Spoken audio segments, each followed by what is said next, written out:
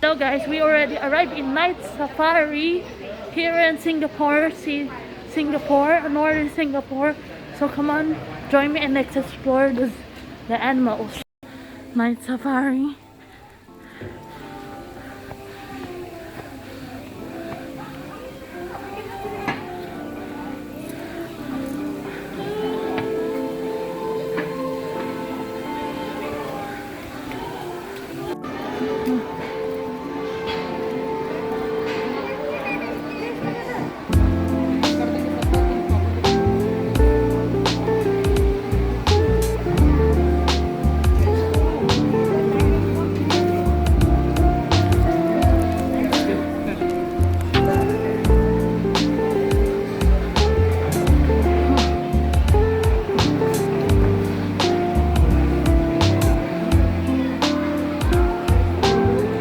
This is the tram station, guys. Tram station.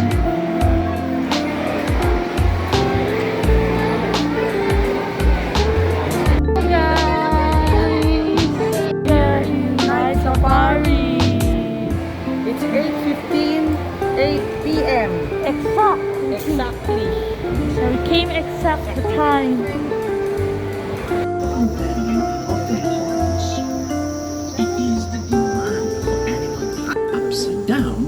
They take in mouthfuls of water and strain tiny organisms from the water using their specialized beaks.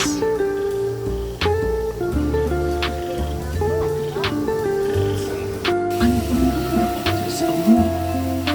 Otters are highly social animals that communicate with a range of forms. They do everything from playing to hunting.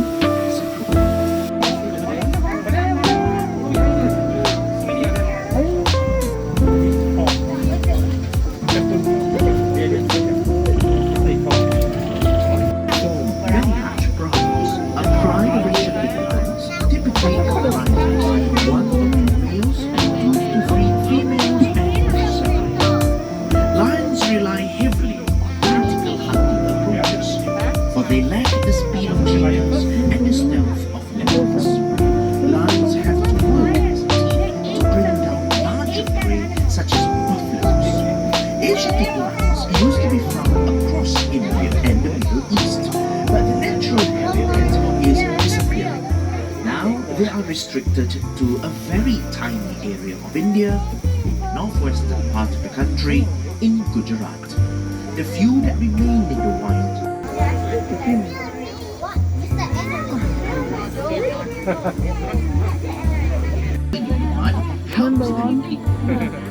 We've only 200 individuals left in the wild, starting in the 18th century. Indian rhinos were close to extinction. Now the population stands at 3,500. Rhinos have poor eyesight. They rely mostly on their thumbing, the hornbill, and barking deer.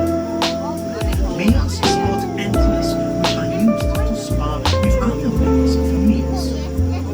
They shed their antlers after each mating season.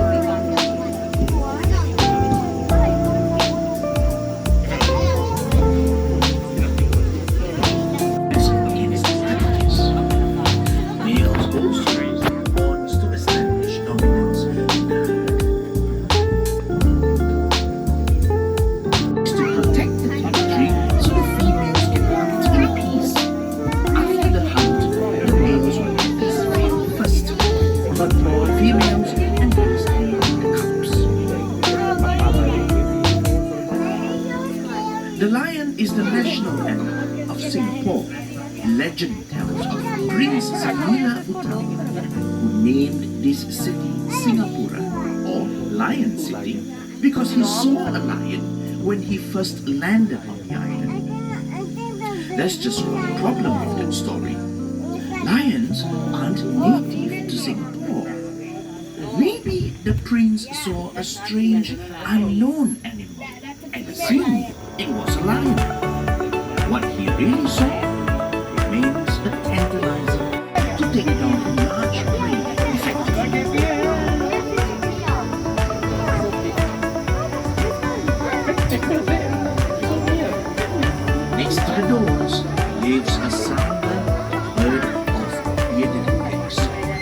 bearded pig gets its name from the whiskers growing on the sides of its face and across the bridge of its snout. Both males and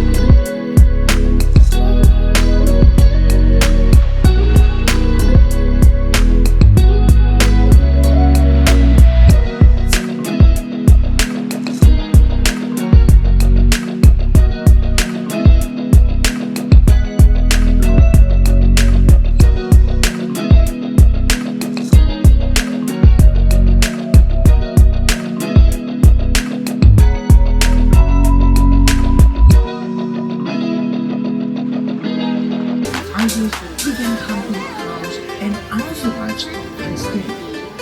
This brought the tigers into closer contact with humans, who naturally engineered to protect themselves. This sad story demonstrates evolution. Losing just one species has consequences that ripple through entire ecosystems. They greet one another by wagging their tail. We support wildlife sanctuaries Bakit mo mingay? to rescue these birds of prey. Di? Saan? Ayun. In this short journey into the wilderness of Mars, we have seen many endangered species. As night falls, two worlds, one of sunlight and the other of moonlight, blend to one.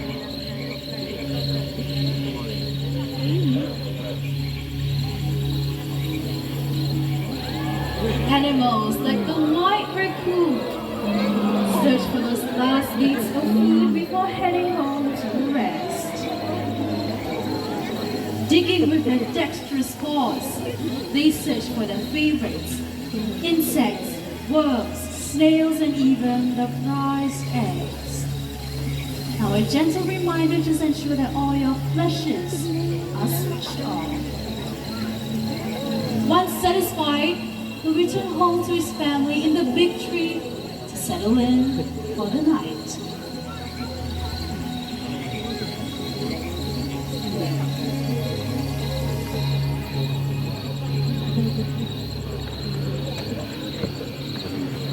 As daytime animals settle down to sleep, the forest comes to life. Hidden amongst the shadows, nocturnal animals emerge from the dark silhouettes of the forest. With the body striped to provide perfect camouflage, a fishing cat appears along the riverbank.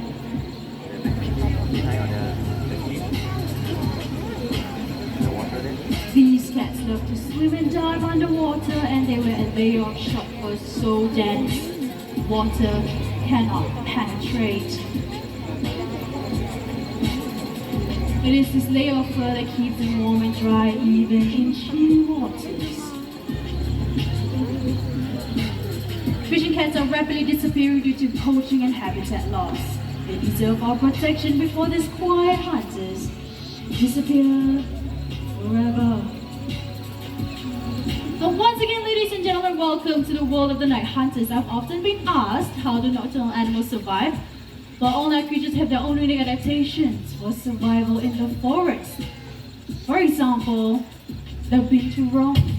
Now in a second, we'll soon be joined by a binturong who goes by the name of Narnia. There we go. Hello, Narnia.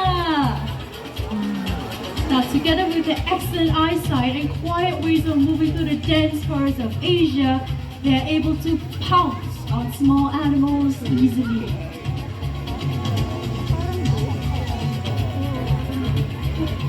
Bird eggs happen to be their favorite food, but they also feed on fish, fruits, and other small animals. Another unique adaptation that these civets possess would be, let's show them, Narnia, would be their long, powerful prehensile tail that enables them to climb on trees and hang off branches effortlessly just like that. Now their tails can withstand their entire body weight, and Narnia here weighs about 14 kilograms. So you can imagine how strong that tail is. Now when Narnia makes his way back home, take a look at the way they walk. The civets are also known as the Asian bear cats due to the short stubby legs and the bear-like walk. Looks like he's heading home. Let's give a round of applause to Narnia, our binturong.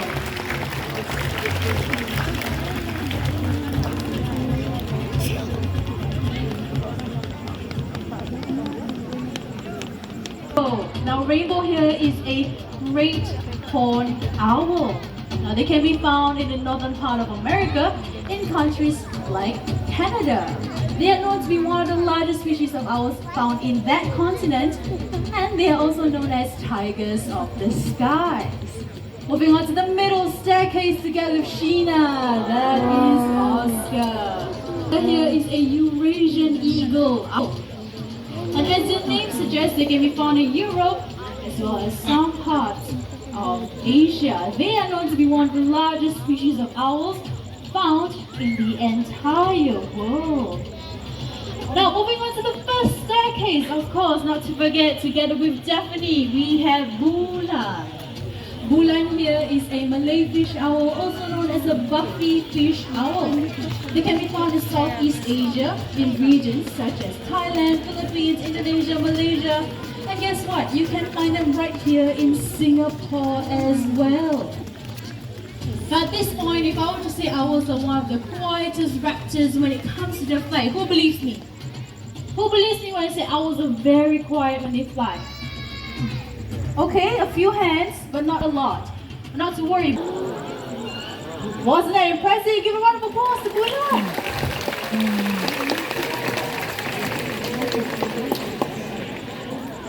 Now, as he flew across your heads, did you hear any sound from the wings? From the beak? Yes, because he's a very talkative bird.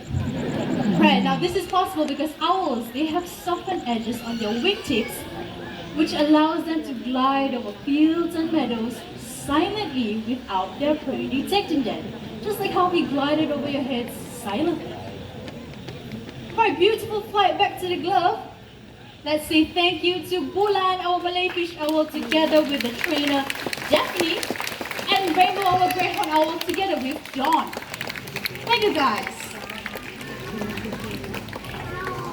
Now, of course, I did not forget about Oscar and Sheena. Now, they stayed back so that Oscar can show us another unique adaptation of the owls, which would be the rotation of their heads. Now, as he gets comfortable, I've got a question for you guys. To how many degrees do you think an owl can rotate its head? Just shout out your answers, because you are absolutely correct. And now I'm going to stop talking so that Oscar can show us how it's done. Take it away.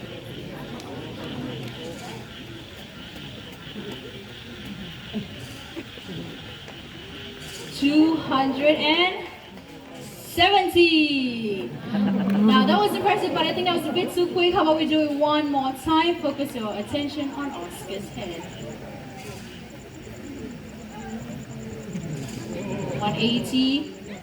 270 degrees. Isn't that very impressive?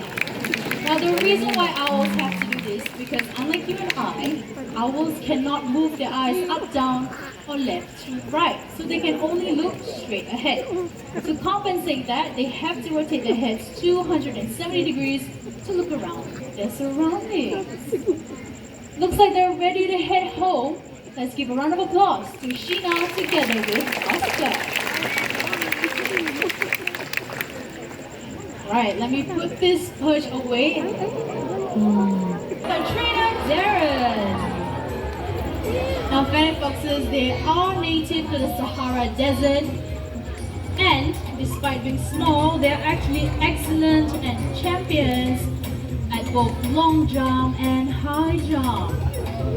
They're able to jump up into the air for up to 1 meters and leap forward for up to 1.2 meters in length, which makes it almost impossible to catch them. Now in the desert, they use their sharp and curved paws to look for things like small insects, small mammals, and even scorpions. And look at that jump. Now take a look at those ears. These ears help them to listen out for prey, predators, and get rid of excess heat while being out in the hot desert. Last chance to take some pictures, and off they go. Let's say goodbye to Darren together with Foxtrot.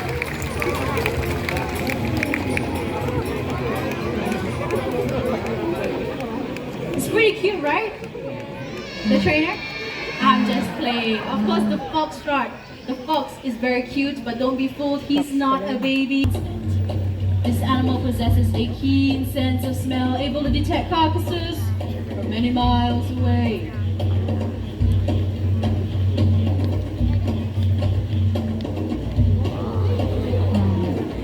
The largest of its species, this is the spotted hyena. They have powerful jaws, able to crush bones, even those of elephants.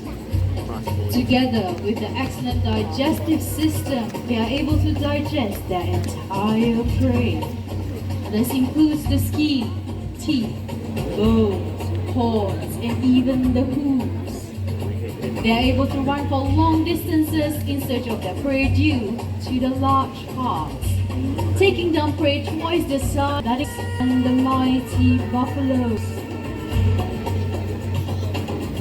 Spotted hyenas are aiming us from the grasslands of Africa will be our very own slender-built serval. They mainly feed on rodents, reptiles, and birds. They resemble a mini cheetah. Spotted tail. Obviously, this is not a serval. This is a human being. This is Mr. Keen, our trainer. Let's just keep our eyes peeled into the exhibit. Now, as I mentioned, they resemble a mini cheetah, except for a relatively shorter tail. And everybody, let me show me our serval for tonight. They have slender forepaws, allowing them to dig into burrows, hop onto their prey, and pull them out to eat. Now, if you look at our trainer, he's holding on to a lure with a feather attached to its end. And when it's swung around, it mimics a bird slow to take off around Shami. And then Shami will be showing us the hunting skills of leaping and pouncing to catch the bird. Alright, and okay, that's so easy for Shami. Let's give a round of applause to Shami and Keith. That was pretty. Ladies and gentlemen, this is the same white raccoon that we saw earlier on in the show. This is Toffee, our white raccoon. Now, I was going to talk about the serval, but since you're here, let's show them what you can do. Dexterous paws. Now, this unique adaptation of the raccoons allows them to manipulate the paws to grip onto things such as the lids of this bottle. Look at that. So cute. But of course, in the wild, we don't expect them to come across plastic bottles. We hope so. But what they will come across are things like crustaceans. So things like crabs, prawns, and maybe even snails. So they use their paws to rip open the shell and then eat the juicy flesh inside. Enjoying your reward, Toffee? Now you might think Toffee here is albino, but he's not. He's just another variation of the raccoons, and he's just cream in colored. Because albino animals, they tend to have pinkish reddish eyes. For those of you at the front, if you have the chance to look at his eyes, he has beautiful brown eyes. Right when I talk about your eyes, you show them your bum. Again, easy job done for Toffee.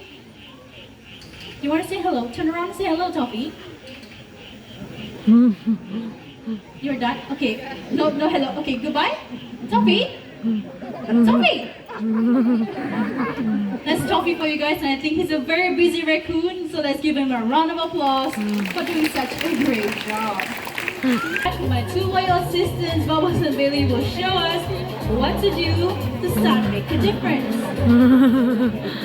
Right. Now the tin can, this is Bubbles. The one with the plastic bottle, that is Bailey. So tonight I'll be on Team Bubbles. And you can do this, Bubbles. The scissors on the second bottle. You have one tin can. You can do this. Almost there. Just let it go. You can do this. It's alright. I think she needs some encouragement. How about we cheer her on? Let's go, Bubbles. Go, Bubbles. Almost there. Just gotta let go. There we go. Alright. The tin cans are done. Plastic bottles. Wait, girls. Daphne? We got a paper carton. Buy. That's it. Just buy. Or I guess we have to do this ourselves. But not to worry, I think they still did a great job, and I think it's their way of saying if they can recycle, then so can we. So for this paper carton, does it go with the tin can? Plastic bottles? Others? Right, now that was Bubbles and Billy, our Asian small card artists. They may be small, but they carry a large message, which is we can reduce, reuse, and recycle. Now, as our journey through the night has come to an end, let's not forget the lessons that we've learned tonight from the outro on the branch. They all want to remind us to protect the cousins in the wild and the fragile environment that they call home. What we do makes a difference, and we must decide what kind of difference we want to make. Because after all, the biggest threat to our planet is that the belief of someone else might be saving it for us. Now with that, my name is Ashki, the presenter for tonight. This is Dawn together with Rainbow. This is Darren together with Bulan. Out there we've got Fuzzy for our sound and light. You guys have been such a wonderful crowd. Have a great weekend. Thank you and good night.